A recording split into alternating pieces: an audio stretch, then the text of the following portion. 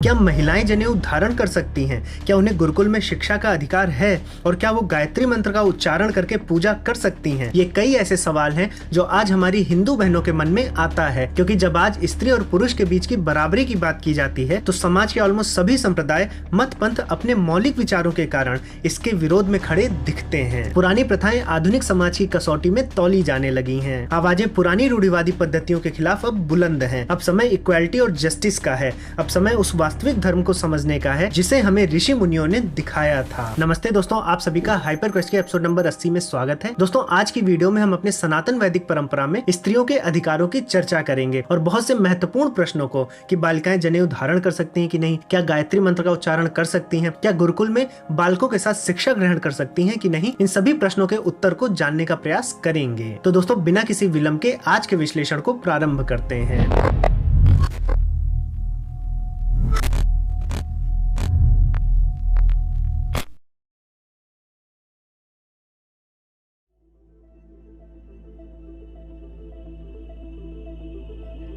दोस्तों, सनातन वैदिक धर्म हमेशा से ही स्त्रियों के सम्मान और आदर करने को हमें सिखाता है। मनुस्मृति, जिसकी आए दिन अवहेलना होती रहती है, अगर आप उसी के दूसरे अध्याय के 145वें श्लोक को देखेंगे तो वहां पर एक आचार्य को 10 उपाध्याय के बराबर, एक पिता को 100 आचार्य के बराबर और एक माँ को 1000 पिता के बराबर बताया गया है। तो साथियों, आप इसी एक श्लोक से समझ सकते हैं कि वैदिक समाज में स्त्रियों की, माताओं की क्या स्थिति थी। लेकिन आज एक ऐसा समय आया है कि हम अपने ही हिंदू सनातन धर्म में देखते हैं कि आए दिन किसी न किसी स्त्री की पिटाई हो जाती है, बच्चियों की भ्रूण हत्या होती है और बालिकाओं के साथ जघन्य अपराध होते रहते हैं। तो इससे पता चलता है कि इतिहास में कुछ न कुछ तो बुरा जरूर हुआ है, जिससे हमारे समाज में इस तरह का घिनौना बदलाव आ गया है। हम तकनीकी के रूप से कंफर्ट लेवल में बहुत आगे आ गए हैं, लेकिन हम अपने नैतिक मूल्यों में बहुत ज्यादा गिर गए हैं। जो लोग आज के समाज में बेटियों को बोझ समझते हैं, उनको सुनना चाहिए कि बेटियों को लेकर हमारे ऋषि मुनियों ने क्या कहा है। अगर आप हमारे वेदों को देखेंगे तो वहां पर आप पाएंगे कि वो मोस्टली जेंडर न्यूट्रल रहते हैं। जहां पर पुत्रों की बात की जाती है, वहीं पर पुत्रियों की भी बात की जाती है। अगर आप ऋग्वेद के 10वें मंडल के 159वें सूक्त के तीसरे मंत्र को देखें तो वहां पर पुत्रियों को प्रकाशमान बताया गया है। वहीं अगर आप यजुर्वेद के 22वें अध्याय के 22वें मंत्र को देखेंगे तो जब वहां पर एक आइडियल राज्य की, एक राष्ट्र की परिकल्पना की गई, तो वहां पर जब ईश्वर से अलग अलग चीजों की कामना की गई उस राज्य के लिए, उस राष्ट्र के लिए, तो शिशु के साथ यानी बालक के साथ साथ एक बालिका, एक स्त्री की भी कामना की गई है, जो इस बात का प्रमाण है कि वैदिक समाज में पुत्रियों का भी उतना ही महत्व था जितना पुत्रों का। अब यहाँ पर व्यवहारिक रूप से, सामाजिक रूप से स्त्रियों की तो कामना की गई है, लेकिन यहाँ पर यह भी प्रश्न उठता है कि एक बार स्त्रियां हैं, अगर बालिका है आपके समाज में, तो उनको कितने अधिकार दिए गए थे? क्या उनको शिक्षा का अधिकार था? गुरुकुल में वो पढ़ सकती थी? क्या जनेऊ धारण कर सकती थी? गायत्री मंत्र पढ़ सकती थी? अब ये जो अत्यंत आवश्यक विषय है, इनको भी हम देख लेते हैं।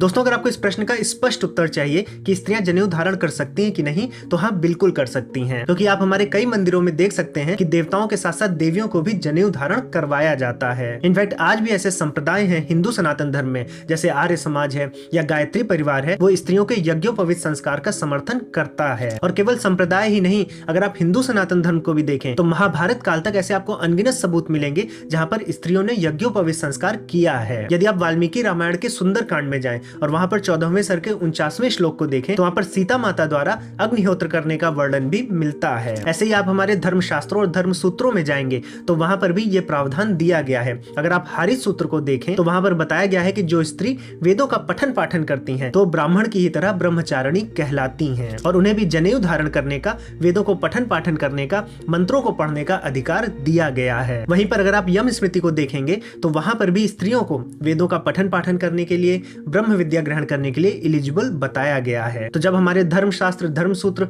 महाकाव्य आदि इस बारे में बताते हैं तो ये कहना कि स्त्रियां गायत्री मंत्र नहीं पढ़ सकती, ये बिल्कुल सेंसलेस बात है। वहीं अगर हम ऋग्वेद में देखें तो वहां पर तीसरे मंडल के 55वें सूक्त के 16वें मंत्र में लिखा है कि जो पढ़ी लिखी ब्रह्मचारिणी स्त्री है उसको अपने सदृश वर से भी विवाह करने का प्रकरण मिलता है। साथियों, ऐसे बहुत ढेर सारे प्रमाण हैं जो इस वीडियो में मैं आपसे शेयर करूंगा, लेकिन इन प्रमाणों को समझने से पहले हमें यह भी समझना होगा कि हमारे जो मूल ग्रंथ हैं, जो प्राचीन ग्रंथ है, वो संस्कृत भाषा में लिखे गए हैं। और आज हम क्या करते हैं, या तो हम उनका ट्रांसलेशंस पढ़ते हैं या फिर उन ग्रंथों पर किसी ने कमेंट्री की है तो उसको हम पढ़ लेते हैं। लेकिन संस्कृत भाषा के ज्ञान के बिना हम 100% ये नहीं कह सकते कि जो ऋषि मुनियों ने कहा है वही हमने समझा है। और इसीलिए हमने इस दिशा में कदम बढ़ाते हुए अपने शिक्षणम ऐप पर संस्कृत भाषा को सिखाने वाले एक कोर्स का निर्माण किया है। शिक्षणम ऐप पर गुरुकुल पद्धति से पारंगत एक निपुण संस्कृताचार्य जी आपको संस्कृत भाषा सिखा रहे हैं। ये सभी की सभी कक्षाएं रिकॉर्डेड वीडियोस हैं जो आपको आजीवन काल के लिए, जीवन भर के लिए उपलब्ध कराई जाएंगी। और जो भी आपके मन में डाउट आता है या प्रश्न उठते हैं उनको बीच बीच में लाइव सेशंस के माध्यम से आचार्य जी सॉल्व भी करते हैं। साथ में आपको एक एक्सक्लूसिव व्हाट्सएप ग्रुप भी दिया जाता है और एक कम्युनिटी फोरम भी दी जाती है जहां पर आप अपने प्रश्नों को डालकर उनका उत्तर पा सकते हैं। साथ में कोर्स बच्चे बड़ों सबको ध्यान में रखकर बनाया गया है। और इसके साथ शिक्षणम ऐप पर अभी से ही 3-4 दिनों का माघ मेला चल रहा है जिसमें आपको सभी कोर्सेज पर अच्छा डिस्काउंट मिल जाएगा। तो आज ही अपना कोर्स चुनकर प्राचीन भारतीय ज्ञान परंपरा से जुड़ें। आपको शिक्षणम ऐप की लिंक नीचे कमेंट सेक्शन और डिस्क्रिप्शन बॉक्स में मिल जाएगी। साथियों, अब आइए स्त्रियों के वैदिक अधिकारों पर और भी प्रमाणों को देखते हैं। दोस्तों, अब अगर आप the position of women in Hindu civilisation इस बुक को पढ़ें जिसको A.S. अल्तेकर जी ने लिखी है, तो वहां पर यह बताया गया है कि छात्राओं को 2 भागों में बांटा जाता था, जिनमें से एक ग्रुप को ब्रह्मवादिनी कहा जाता था और दूसरे ग्रुप को सद्योवाहा। तो जो ब्रह्मवादिनी होती थी वो आजीवन ब्रह्मचर्य का पालन करती थी और वेदों का पठन पाठन करती थी। और जो सद्योवाहा थी वो 16 वर्ष की आयु तक जितनी शिक्षा ग्रहण कर सकती थी वो करती थी। इसके बाद अगर आप उपनिषदों में जाएं जिनको वेदों का सर्वोच्च स्थान प्राप्त है, तो वहां पर आप बृहदारण्यक उपनिषद में देख सकते हैं कि जनक जी के दरबार में याज्ञवल्क्य अलग अलग ब्राह्मणों से शास्त्रार्थ करते हैं और वहीं पर उनसे फिर गार्गी, मैत्रेयी और आरुणी जैसी ब्रह्मवादिनियां शास्त्रार्थ करती हैं। साथियों, हम इन शास्त्रार्थों पर वीडियोस लेकर आते हैं। हम आपके लिए जगत गुरु आदि शंकराचार्य जी का मंडन मिश्र जी से जो शास्त्रार्थ हुआ था उस पर भी वीडियो लेकर आए थे। अगर आप चाहते हैं कि याज्ञवल्क्य जी का गार्गी जी से, मैत्रेयी जी से, आरुणी जी से या अन्य जो ब्रह्मवादिनियां थी उनसे किस प्रकार का शास्त्रार्थ हुआ, किन विषयों पर हुआ, उन शास्त्रार्थों का क्या परिणाम निकला और कितने इंटेंस ये शास्त्रार्थ थे, इन पर भी अगर आपको वीडियोस चाहिए तो आप हमें कमेंट सेक्शन में जरूर बताइएगा। तो साथियों, इतने प्रमाणों से हमें ये तो पता चल गया कि वैदिक जो स्त्रियां थीं वो वेदों का पठन पाठन भी करती थीं और जनेऊ धारण भी करती थीं। लेकिन सब कुछ यूटोपिया मान लेना भी सही नहीं है, तो इसलिए हमें हमारे वैदिक और प्राचीन जो इतिहास है हमारे समाज का, उसका भी विश्लेषण एक बार करना चाहिए कि ऐसा क्या हुआ कि ये चीजें अब हमारे समाज में प्रमुखता से, मुखरता से नहीं दिखती और महिलाओं को शिक्षा से धीरे धीरे क्यों दूर किया गया।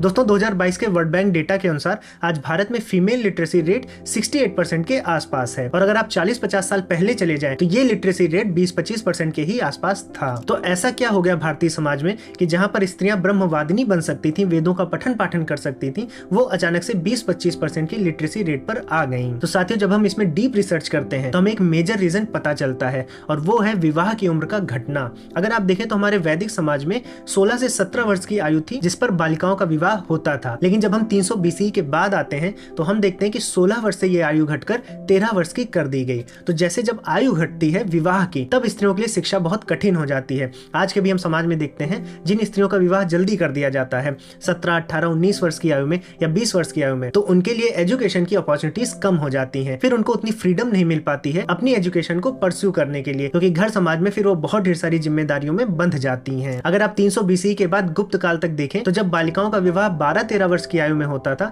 तो उनको शिक्षा घर पर ही दी जाती थी और जब घर पर शिक्षा दी जाती है तो बहुत ज्यादा चीजें हम नहीं कर सकते। लेकिन फिर भी ऐसा नहीं था, बहुत ढेर सारी विदुषी, कवित्री आदि भी उस समय तक भी निकली हैं। अगर आप कालिदास जी के समय में जाएं तो विजयांका नाम की भी एक कवित्री थी जो कालिदास जितनी ख्याति प्राप्त की। इनफैक्ट गुप्त काल में चंद्रगुप्त द्वितीय की जो बेटी थी प्रभावती देवी जी, उन्होंने भी राजपाट पूरा संभाला था। तो कुछ ना कुछ शिक्षा तब भी बची हुई थी। लेकिन जब 9th और 10th सेंचुरी के आते आते बाहरी आक्रमण और बढ़ गए, तब जो विवाह की आयु थी वो 12-13 से घटकर सीधे 9 वर्ष तक आ गई थी, जिसका सबसे बड़ा इम्पैक्ट स्त्रियों की शिक्षा पर पड़ा था। A.S. अल्तेकर जी के अनुसार 10th सेंचुरी में जहां पुरुषों की लिटरेसी रेट 30% थी, वहीं महिलाओं की मात्र 10% और धीरे धीरे सामाजिक कुरीतियों के कारण ये 10% भी घट गया। अब उस समाज में ये चीजें चलती रही क्योंकि उस समय शारीरिक बल समाज का अभिन्न अंग था, क्योंकि हम खेती करते थे, हमारी जो कमाई का जरिया था वो शारीरिक था। लेकिन जैसे जैसे हम आधुनिक समाज में आए हैं जहां पर आप अपने दिमाग से ही अपनी जीविका चला सकते हैं, तब स्त्रियों को भी पुरुषों से पीछे से नहीं रखा जा सकता। तो इन सामाजिक कुरीतियों को हमें हटाना होगा।